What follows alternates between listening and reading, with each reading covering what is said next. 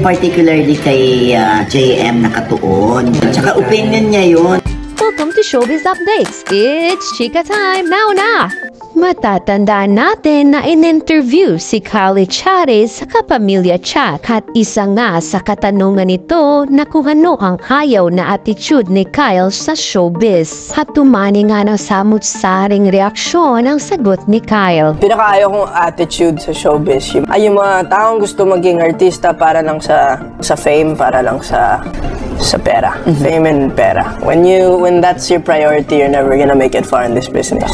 Nang dahil nga sa opinion ni Kyle, ay nag-assume ang mga fans ni JM Evara na siya ang pinariringgan nito. Dahil nga ay nabanggit ni JM Evara na kung saan ang may pera, andun siya. Kaya naman ngayon ay pinagtanggol ni OG Diaz si Kyle Echarte. Humabi rin tayo ng ating sariling opinion, hindi pa?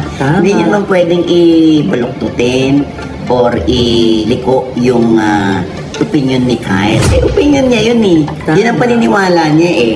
Ngayon yung iba sinasabi, porke mayaman ka, porke may pera ka, kaya ganyan ang attitude mo. Kung kayo ang tatanungin, ano ang opinion ninyo? Just comment down below! I don't think so.